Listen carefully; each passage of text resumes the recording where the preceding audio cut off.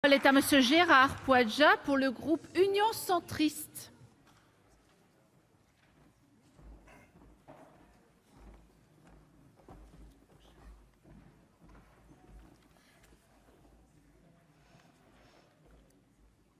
Madame la Présidente, Madame la Ministre, Messieurs les rapporteurs, mes chers collègues, comme l'a indiqué mon collègue Olivier Cicolotti, je vais pour ma part concentrer mon propos sur la politique de défense outre-mer, en particulier dans le Pacifique. Comme l'a rappelé l'Assemblée nationale, les outre-mer français et les zones économiques exclusives qui leur sont rattachées constituent un enjeu stratégique majeur pour la souveraineté de la France. Il faut veiller au renouvellement des équipements matériels et permettre aux militaires d'exercer au mieux leur mission dans cette zone. Ce projet de loi a pour ambition de renouveler la capacité opérationnelle et les équipements des armées, notamment par la livraison pour 2025 de 6 patrouilleurs dans les Outre-mer. Je me félicite de cette modernisation annoncée, mais j'ai néanmoins une inquiétude.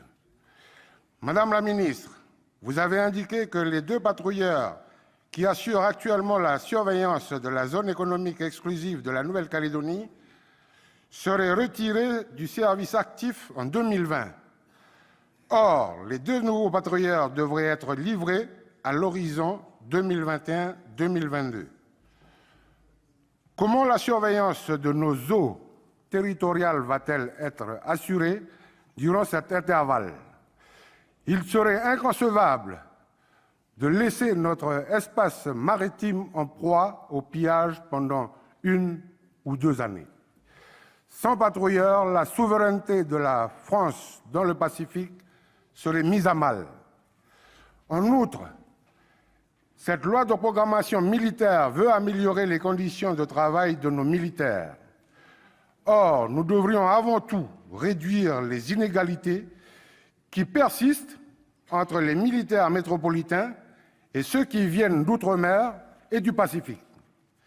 Les hommes et les femmes de Nouvelle-Calédonie, de Polynésie française et de Wallis-et-Futuna s'engagent avec la même ferveur, le même courage et le même dévouement que tous les militaires.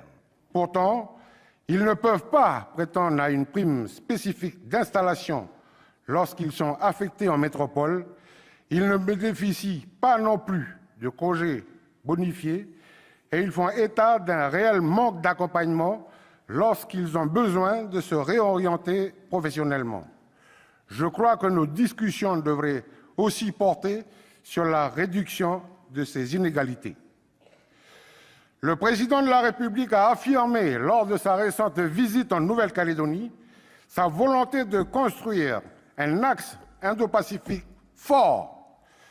Le Pacifique doit donc être pleinement intégré à notre politique de défense. Mes chers collègues, je vous remercie. Merci, chers collègues.